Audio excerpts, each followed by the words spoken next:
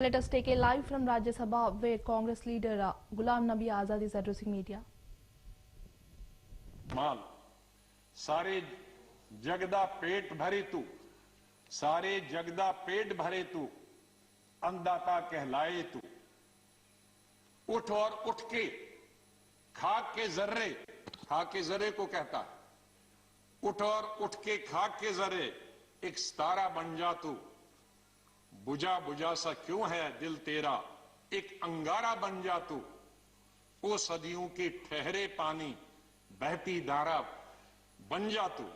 लुट गया माल तेरा, लुट गया माल में, पगड़ी संभाल जटा पगड़ी संभाल।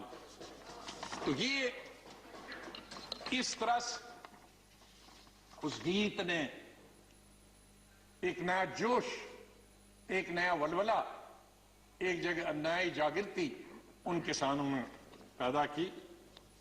लाला लाजपत राय जी बीच में आए और उन्होंने भी अपना समर्थन दिया। गवर्नमेंट ने उस बिल में अमेंडमेंट का प्रस्ताव रखा, अमेंडमेंट की, माइनर अमेंडमेंट की, लेकिन इस अमेंडमेंट से और भी आंदोलन ज्यादा बढ़ गया क्योंकि ये उनकी सेटिस्फैक्शन के मुताबिक नहीं थी। और वायलेंस रावलपिंडी, गुजरांवाला, लाहौर में हुआ। तब इंडिया यूनाइटेड था और नतीजा इसका हुआ कि तीनों बिल वापस ले गए सरकार की तरफ से। अंग्रेज हुकूमत।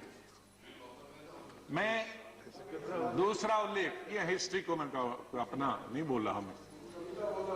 1917 में चंपारण सत्याग्रह, गांधी जी के नेतृत्व, और गांधी जी की यह पहली सत्याग्रह साउथ अफ्रीका आने के बाद।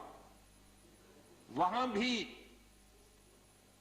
नील की खेती होती थी, इंडिगो जिसको अंग्रेजी में बोलते थे, और वो जबरदस्ती अंग्रेज खेती वो करवा रहे थे। उन्हें अपनी खेती धान वगैरह की इजाजत नहीं थी।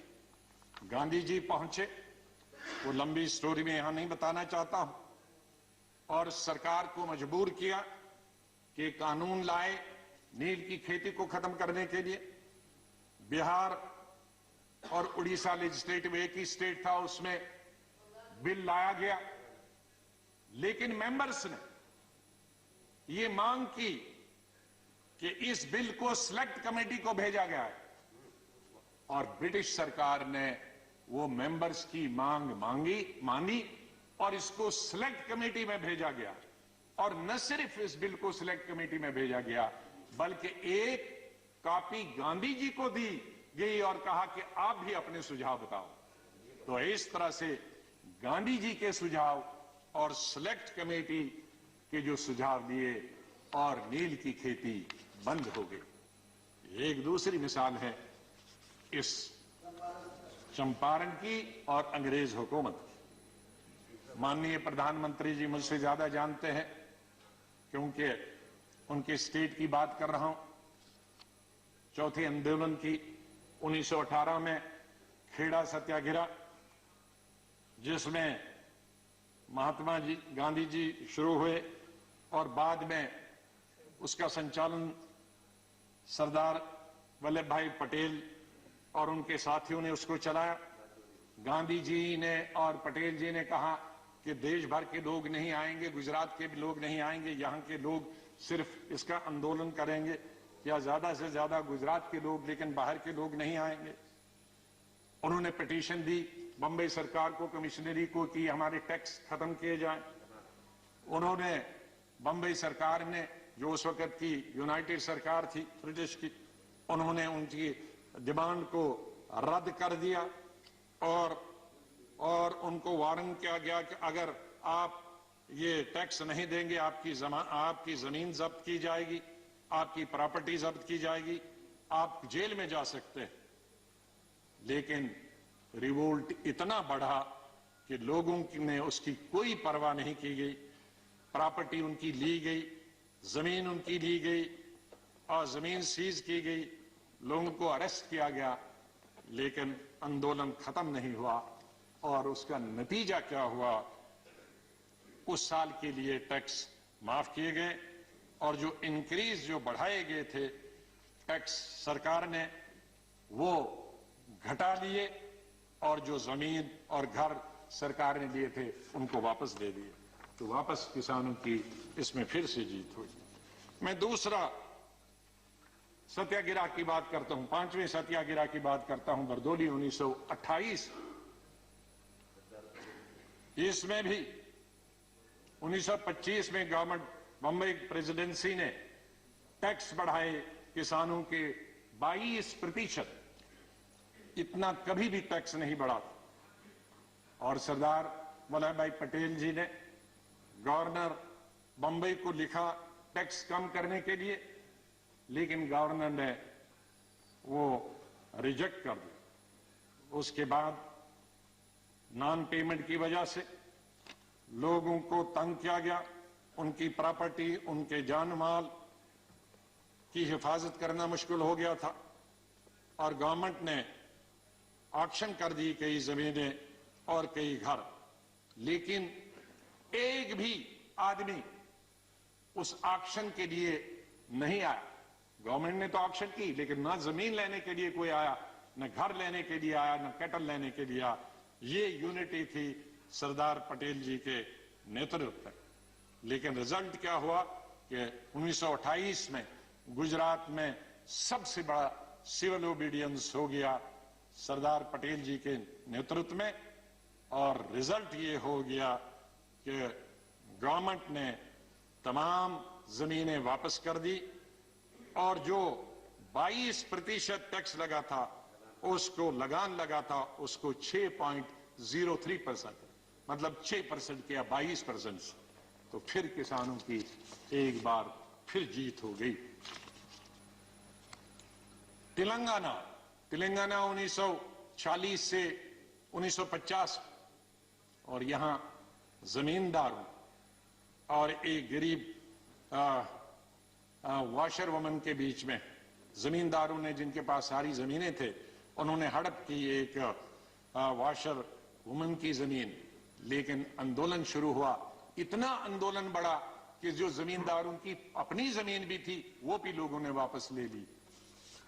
ये इस तरह के आंदोलन हमारे इतिहास में हुए हैं और ताकत हमेशा वहां उनके सामने सर झुकाना पड़ा। मैं एक अभी हाल की 32-33 साल पुरानी की बात, जिसमें मैं पार्टी रहा डिसीजन, अक्टूबर 1988 में कांग्रेस पार्टी एक रैली करना चाहती थी बोट क्लब में। उन दिनों बोट क्लब में पब्लिक मीटिंग करने की इजाजत, राजीव गांधी जी प्रधानमंत्री थे, मैं संगठन का जनरल सेक्रेटरी था, कई मालूम होगा। कई दिनों से उनका वहां यूपी में ही आंदोलन चल रहा था।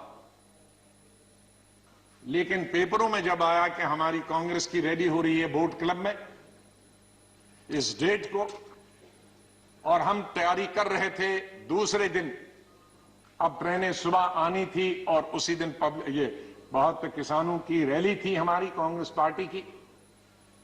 हम देखते हैं कि एक दिन पहले टिकायत जी 50,000 लोगों के साथ बिस्तरे और खाट और हुक्के और अनाज लेके बोट क्लब में बैठे। अचानक हमें we were taken by surprise. अब एक दिन था बीच और सरकारी कर्मचारी आए, मैं प्रधानमंत्री जी के पास बैठा था, तो उन्होंने कहा कि निकाला जाए।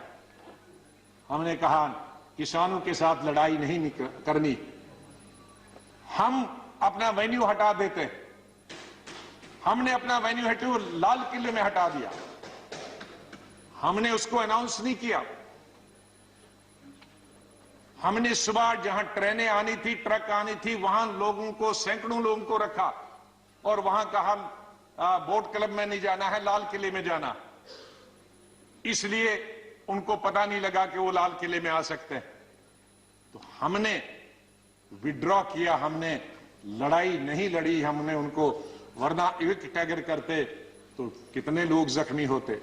नतीजा उसका हुआ कि 2 दिन के बाद टिकाइट जी ने, 3 दिन के बाद टिकाइट जी ने खुद विड्रॉ करके वो चले गए। ये मैं हाल की मिसाल बताना चाहता हूं। माननीय प्रधानमंत्री जी, ये किसान, हमारे किसान, हमारे, जब मैं कहता हूं कांग्रेस के नहीं, आपके, हमारे, सब हिंदुस्तान के 130 करोड़ लोगों के अन्नदाता, हमारे, इनके बगैर हम कुछ भी नहीं। जो कुछ भी आज हम हैं, इंसान को जिंदा रहने के लिए 3 वक्त की रोटी और 2 वक्त की रोटी तो कम से कम होनी चाहिए। ये रोटी आज न सिर्फ हमें 130 करोड़ लोगों को देते हैं, बल्कि दुनिया के देशों में जहां हम अनाज बेचते हैं सरकार के द्वारा और प्राइवेट तौर पे भी, ये उनके भी अन्नदाता। इनसे क्या लड़ाई लड़नी? हमें लड़ाई लड़ने के लिए और बहुत फ्रंट है। हमारे बॉर्डर पे जो दुश्मन खड़ा है, पाकिस्तान है, चीन है, हम मिलकर उनका लड़ाई करेंगे। हम आपके साथ, बिल्कुल बिल्कुल साथ है, पूरा देश साथ है, हमारी पार्टी साथ।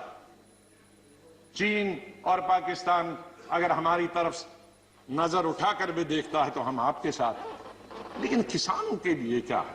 ये बेचारा मुश्किल से पहले मुगलों के जमाने में, फिर अंग्रेजों के जमाने में, फिर लैंडलॉर्ड्स के जमाने में, फिर मनी लॉन्ड्रिंग करने वाले के, अब आपको मालूम है ये आत्मभरता जो हुई है या किसानों में सेल्फ सफिशिएंसी आई है, ये सिर्फ कांग्रेस के वक्त में आई है। उसमें मत जाइए, मैं अगर फिर गिनूंगा फिर बहुत 1 घंटा और लगेगा, मैं टाइम उसमें नहीं लेना। माननीय प्रधानमंत्री जी जानते हैं कितने हरी क्रांति कब आई, कैसे आई, ये ट्रैक्टर, ये फैक्ट्रियां, ये कहां से बनी, और ये प्रोजेक्ट्स कहां से बने, ये नहर कहां से बनी, ये डैम, भाखड़ा डैम से लेकर गुजरात से लेकर हिंदुस्तान के महाराष्ट्र से लेकर बिहार और यूपी तक ये डैम कहां से बनी, किसानों के बिजली के दाम, पानी निकालने के लिए उसमें कंसेशन किसने दी, मैं उसमें नहीं जाना चाहता हूं। उसमें हमें क्रेडिट नहीं है, सरकार का दायित्व। हम सरकार में थे तो हमने किया, आप सरकार में हैं प्रधानमंत्री जी, उसमें और कुछ कर रहे हैं, बधाई। पुरानी सरकार को भी बधाई, आपको भी बधाई। इसमें लड़ाई क्या है? ये जो हम अनाज बढ़ाने का प्रयास करते हैं तो ये तो अपने लिए करते हैं, अपने देश के लिए करते हैं, किसी पर हम एहसान नहीं रखते, तो उसमें विवाद में नहीं जाना। तो मैं माननीय प्रधानमंत्री जी से 2-3 निवेदन करूंगा। जैसे मैंने कहा कि किसानों के साथ हमें लड़ाई नहीं लड़नी। अंग्रेज जब ये तमाम चीजें मैंने दिया कि अल्टीमेटली अंग्रेजों ने विड्रॉ किया, तो हम क्यों नहीं कर सकते? हमारे भाई हैं, हमारे एक हैं। तो अगर सिलेक्ट कमेटी उस वक्त जाता, अगर स्टैंडिंग कमेटी ये जाता, तो शायद वो वक्त नहीं आता। तो मेरी सरकार से ये विनती है कि आप इन तीनों बिल को वापस ले ले। कुछ लोग गुम हो गए हैं, उनके बारे में माननीय प्रधानमंत्री जी से मैं निवेदन करूंगा कि कोई कमेटी बनाएं जो उनकी छानबीन करे, कहां गए हैं 26 जनवरी को। या मैं 26 जनवरी का उल्लेख किए बगैर नहीं रह सकता हूं। हम जितनी भी निंदा और जितनी भी निंदा की जा सकती है, हम और हमारी पार्टी उसकी निंदा करती है, पूरी विपक्ष निंदा करता कि जो भी लाल किले पे हुआ वो बिल्कुल नहीं होना चाहिए। वो लोकतंत्र के खिलाफ है, डेमोक्रेसी के खिलाफ है, लॉ एंड ऑर्डर की दुश्मनी से भी खिलाफ। जहां प्रधानमंत्री देश को, दुनिया को संबोधित करते हैं और वहां हमारे नेशनल फ्लैग के साथ बेइज्जती की जाए, इंसल्ट की जाए, उसे बर्दाश्त नहीं किया जा सकता। ऐसे लोग जो उसमें इन्वॉल्व थे उनको कड़ी से कड़ी सजा दी जानी चाहिए। लेकिन मैं साथ में यह भी कहना चाहता हूं कि जो निर्दोष जो किसान लीडर्स निर्दोष, उनके खिलाफ उनको इंप्लीकेट करने के, उनको फंसाने की बिल्कुल न कोशिश किया जाए, फिर उस पर दूसरा आंदोलन होगा। इसलिए जो मैं देखता हूं कि आज इतने अरेस्ट हुए, लेकिन उनमें असली जो लोग हैं 2-4 ही दिखते हैं, बाकी लीडरों को पकड़ा जाता। तो मेरे ये निवेदन और इसी से जुड़े हुए कुछ हमारे पत्रकारों को और एक मेंबर शशि तरूर जी को भी उनके देशद्रोही के केस बनाए गए हैं। एक इंसान जो फॉरेन मिनिस्टर रहा, फॉरेन मिनिस्टर ऑफ स्टेट रहा, भारत का नेतृत्व विश्व में करता, वो कैसे देशद्रोही हो सकता? वो अगर देशद्रोही है तो फिर तो हम सब देशद्रोही, फिर कौन नहीं देशद्रोही? कैसे हम एक मेंबर ऑफ पार्लियामेंट जो लोगों ने लोकसभा में चुन के आता, जो देश का नेतृत्व विदेश में करे, उसको हम देशद्रोही कहेंगे? मीडिया के कई एडिटर्स, बहुत बड़े बड़े नाम हैं जो देश की सेवा करते हैं, डेमोक्रेसी को जिंदा रखने में उनका सहयोग रहा, उन पर अगर देशद्रोही का केस चलाएंगे हम, तो मेरे ख्याल में ये लोकतंत्र के खिलाफ होगा और इस सरकार के खिलाफ होगा। माननीय प्रधानमंत्री जी बड़े दिल वाले हैं, तो ये छोटी छोटी लोग, छोटी छोटी चीजें कई आते हैं, रिकमेंड होती है, उनको नजरअंदाज कर देना चाहिए। और बड़े आपके सामने तो इतनी चैलेंजेस हैं, इकोनॉमिक चैलेंजेस हैं, इतने कोविड के बाद तो हमको शून्य से शुरू करना है। आपके पास इतने बड़े बड़े मसले हैं हल करने के लिए। ये सरकार और माननीय प्रधानमंत्री जी अगर उनकी तरफ ध्यान दे तो बहुत अच्छा है। और मुझे पूरा विश्वास है कि सरकार प्रेस्टीज न बनाए इन बिल को वापस लेने के लिए, इन तीनों बिल को वापस ले, और ताकि और अगर माननीय प्रधानमंत्री जी के खुद ऐलान से ये हो जाए तो बहुत बड़ी बात होगी, बहुत बड़ा समाधान निकला। मैं निवेदन करूंगा माननीय प्रधानमंत्री। दूसरा इशू जहां है माननीय प्रधानमंत्री जी, माननीय चेयरमैन साहब, वो है कश्मीर के बारे में। 5 अगस्त 2019 को आर्टिकल 370 खत्म हुआ। ठीक मानते हैं कि आर्टिकल 370 रूलिंग पार्टी का एक एजेंडा था, लेकिन मेरी समझ में आज तक नहीं आया। मैंने दर्जनों बल्कि सैकड़ों स्पीचेस जब मैं 4वीं 5वीं क्लास से था तब से अटल बिहारी वाजपेयी जी के सुने हैं। जब भी वो जम्मू आते थे और भाषण करते थे, साल में 1-2 दफा आते थे, और यहां पार्लियामेंट तक, इस सदन में उस सदन, एज मिनिस्टर, एज एमपी, उनके एज प्रधानमंत्री, सैकड़ों भाषण सुने। मैंने एक बार भी माननीय अटल बिहारी वाजपेयी जी या उस वक्त के होम मिनिस्टर या गृह मंत्री या बीजेपी का एक लीडर, एक एमपी नहीं सुना हूं 5 अगस्त 2019 तक जिसने किसी सभा में या किसी जगह ये डिमांड की हो या किसी मैनिफेस्टो में ये डिमांड की हो कि स्टेट के 2 हिस्से और यूटी बनाई जाए। सर, मैं अंडरस्टैंड कर सकता हूं और उसमें मैं समर्थन करता। ले डिस्ट्रिक्ट, कारगिल डिस्ट्रिक्ट नहीं, ले डिस्ट्रिक्ट, लद्दाख में 2 डिस्ट्रिक्ट हैं, कारगिल और ले, सिर्फ एक ले डिस्ट्रिक्ट यूनियन टेरिटरी मांगती थी।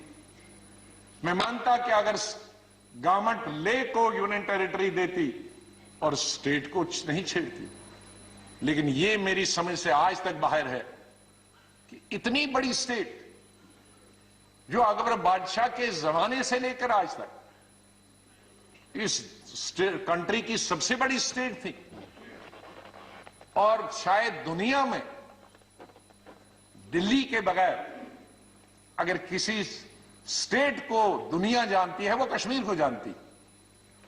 उसकी हिस्टोरिकल बैकग्राउंड, उसकी ब्यूटी की वजह से दुनिया, मैं दुनिया की बात करता हूं, दिल्ली के बाद, क्योंकि दिल्ली कैपिटल है, इसके बाद अगर कोई दुनिया के सब हेड्स ऑफ स्टेट्स और हेड्स ऑफ गवर्नमेंट्स और फॉरेन मिनिस्टर पूछेंगे तो शायद कोई भी ऐसा आदमी नहीं होगा जो कश्मीर को नहीं जानता। तो उस स्टेट को हमने एक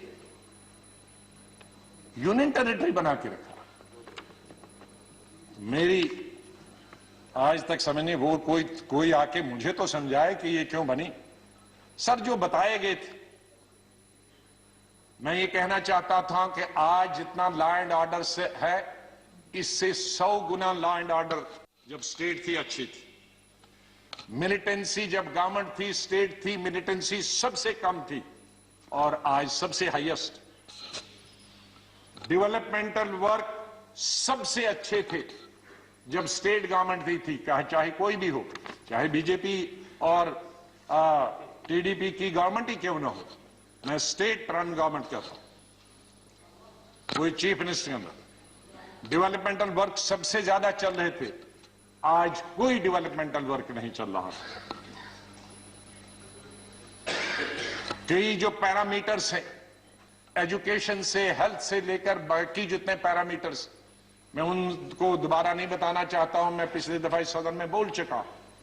तकरीबन 30-40 ऐसे पैरामीटर्स हैं जो नेशनल एवरेज से भी अच्छे हैं। और क्या प्रमाण चाहिए?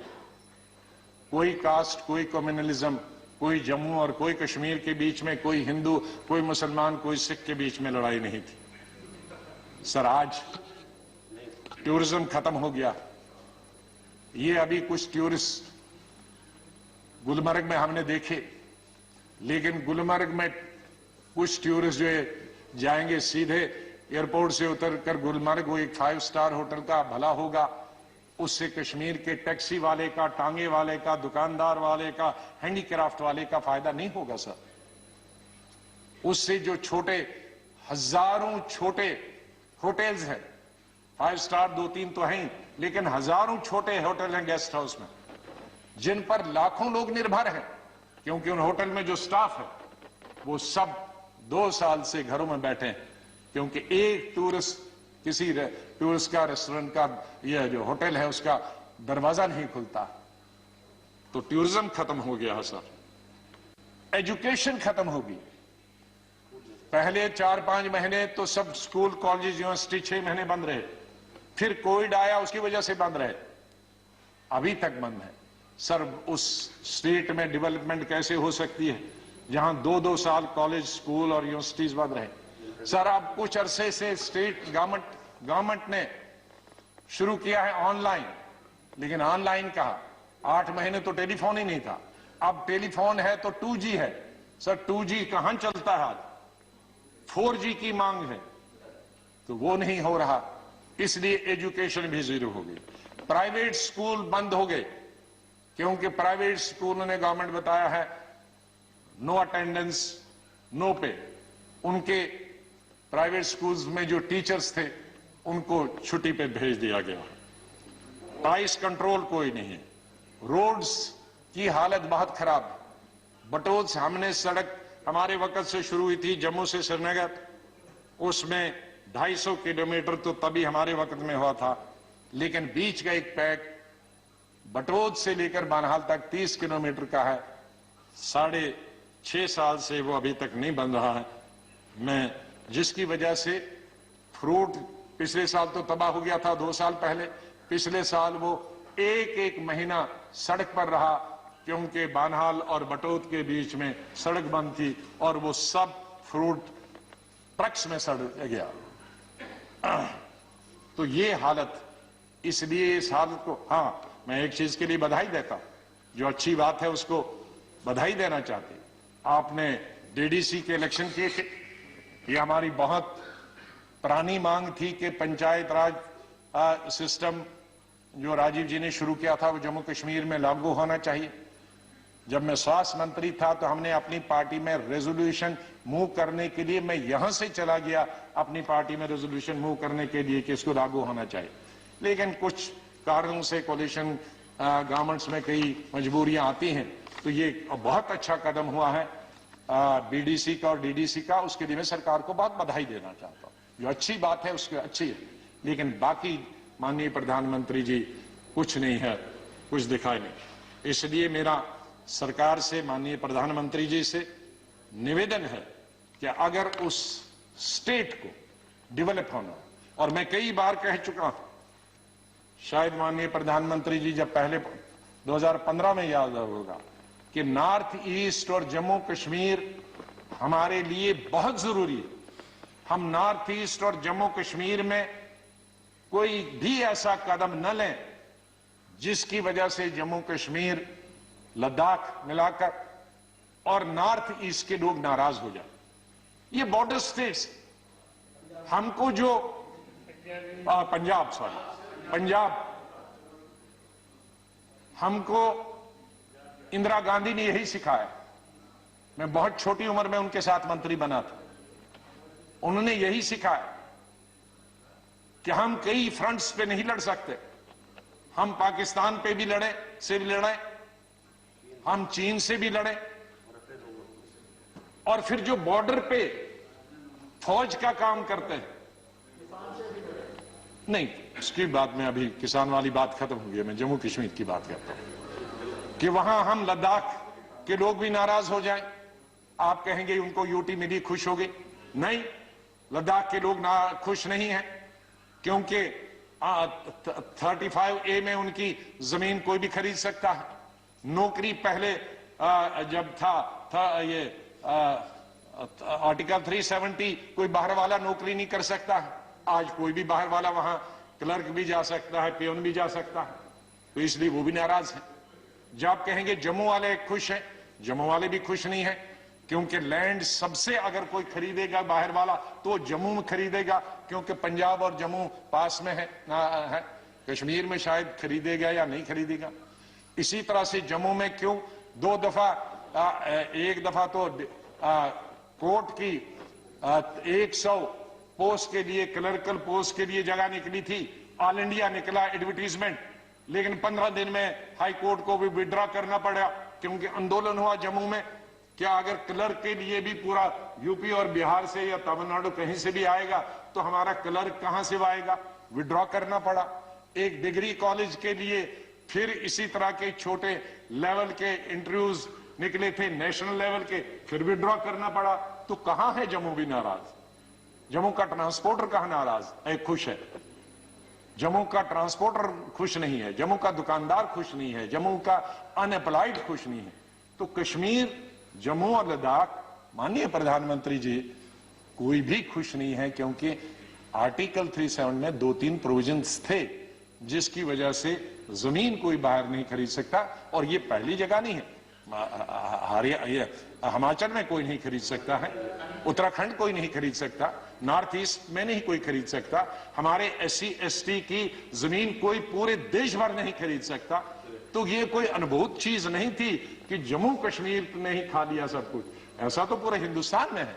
तो मेरी आपसे निवेदन करना है कि अगर जम्मू कश्मीर को प्रोग्रेस करना है और अगर बॉर्डर्स पे हमने अपने दुश्मनों से लड़ाई लड़नी है, तो हमने अपने लोगों को कॉन्फिडेंस में रहना है और उनको प्यार देना है, प्रेम देना है, मोहब्बत से इकट्ठे रखना है। तो आपसे मेरा निवेदन होगा कि बिल इस सदन में लाएं और स्टेटहुड को आप वापस रेस्टोर करें और स्टेटहुड देकर जम्मू कश्मीर में विधानसभा के इलेक्शन हो जाएं। इन्हीं शब्दों के साथ मैं राष्ट्रपति जी का धन्यवाद करता हूं अपनी पार्टी की तरफ से कि उन्होंने दोनों हाउसेस को संबोधित किया। बहुत बहुत धन्यवाद।